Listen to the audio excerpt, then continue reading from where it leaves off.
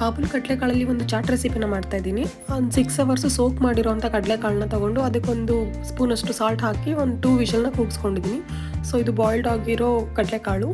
ಅದಕ್ಕೆ ಒಂದು ಸಣ್ಣ ಈರುಳ್ಳಿ, ಒಂದು 4 ಮೆಣಸಿನ್ಕಾಯಿ, ಕೊತ್ತಂಬರಿ ಸೊಪ್ಪು ಮತ್ತು ಕರಿಬೇವಿನ ಸೊಪ್ಪು ತೊಗೊಂಡಿದ್ದೀನಿ. ಸೊ ಒಂದು ಪ್ಯಾನಲ್ಲಿ ಆಯಿಲ್ ತೊಗೊಂಡು ಅದಕ್ಕೆ ಎಣ್ಣೆ ಚೆನ್ನಾಗಿ ಕಾದ್ಮೇಲೆ ಒಂದು ಸ್ವಲ್ಪ ಸಾಸಿವೆ ಹಾಕಬೇಕು.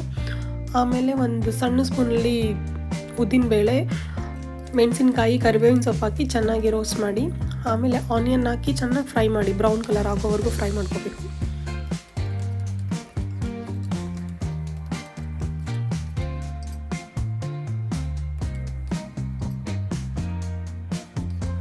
ಸ್ವಲ್ಪ ಅರಿಶಿನದ ಪುಡಿ ಹಾಕಿ ಫ್ರೈ ಮಾಡ್ಕೊಳ್ಳಿ.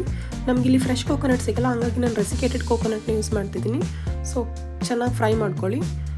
ಆಮೇಲೆ ಬೆಂದಿರೋ ಕಡಲೆಕಾಳನ್ನ ಹಾಕಿ ಚೆನ್ನಾಗಿ ಫ್ರೈ ಮಾಡಬೇಕು. ಒಂದು 5 to 10 ಮಿನಿಟ್ಸ್ ಚೆನ್ನಾಗಿ ಫ್ರೈ ಮಾಡಿ. ಆಮೇಲೆ ಒಂದು ಸ್ಪೂನಷ್ಟು ಸಾಲ್ಟ್ ಹಾಕಿ ಚೆನ್ನಾಗಿ ಫ್ರೈ ಮಾಡಿ. ಸಾಲ್ಟ್ ನೋಡ್ಕೊಂಡು ಹಾಕಿ, ಬಿಕಾಸ್ ನಾವು ಬೇಯಿಸ್ಬೇಕಾದ್ರೂ ಸಾಲ್ಟ್ ಹಾಕಿರ್ತೀವಿ ಕಾಳಿಗೆ.